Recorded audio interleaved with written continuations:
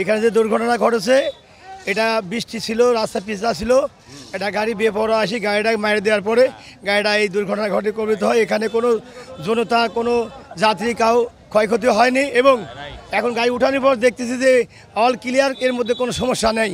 হ্যাঁ, কোনো কোনো কোনো ব্যক্তি কেউ মারা যায়নি, সব সুস্থ আছে, আহত পর্যন্ত হয়নি। আসসালামু আলাইকুম, আমি লিডার 5 থেকে। আমরা মোবাইল ফোনের সংবাদ পেয়ে আমরা দ্রুত ঘটনাস্থলে এসে পৌঁছি।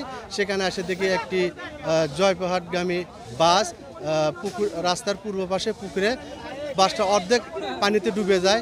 সেখানে হাজারো জনগণ সেখানে স্থানীয়ভাবে তারা উদ্ধার করছে এবং স্থানীয় সদর হাসপাতালে তাদেরকে নিয়ে যাওয়া হয়েছে। আমরাও তাৎক্ষণিক উদ্ধার তৎপরতা চালিয়ে সেখান থেকে 2 জন ভিকটিমকে আমরা উদ্ধার করে আমাদের নিজ গাড়িতে জয়পুরহাট সদর হাসপাতালে আমরা ভর্তি করে দিই এবং এই পর্যন্ত আমরা অনেক জনগণ উত্তেজিত হয়েছে। আমরা স্পট ছাড়িনি আমরা, এবং এখানে জয়পুরহাট থেকে ওসি স্যার এসেছে এবং উদ্ধার কাজ এখনও চলছে। আমরা ঘটনাস্থলে রয়ে গেছি। ক্ষয়ক্ষতি লোক হতাহত হয়নি, আহত হয়েছে কিন্তু বাট কোনো নিহত হয়নি। আমরা তো 2 জন দিয়েছি হাসপাতালে, আমরা 5-7 জন দেখেছি তারা চিকিৎসা নিচ্ছে আর কি।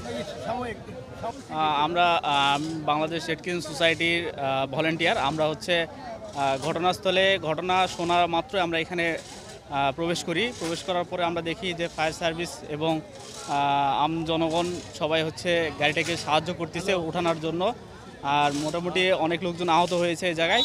এখনও নিহত সংখ্যা আমরা বুঝতে পারি নাই। তো গাড়িটা উঠানোর পরে আমরা বুঝতে পারবো যে কতজন নিহত হয়েছে বা কতজনকে আমরা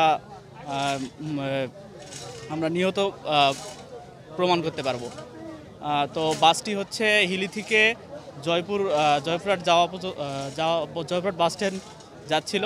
তো সেই ক্ষেত্রে অপর দিক থেকে আসা গাড়ি তাকে ওভারটেক করতে যায়, বাসটি খাদের মধ্যে পড়ে যায়।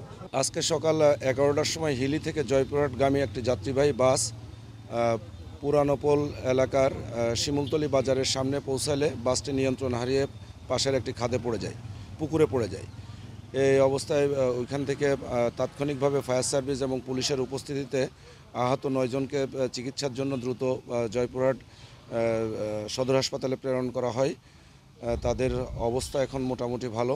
আর বাসটি খাদে পড়ে থাকায় বাসের উদ্ধার অভিযান কার্যক্রম পরিচালনা করা হচ্ছে। বাসটি উত্তোলন করার জন্য সর্বোচ্চ চেষ্টা করা হচ্ছে। ধন্যবাদ। ড্রাইভার হেল্পার বাস রেখে পালিয়েছে, তাদের সন্ধান করা হচ্ছে। আমাদের আইনগত ব্যবস্থা প্রক্রিয়াধীন।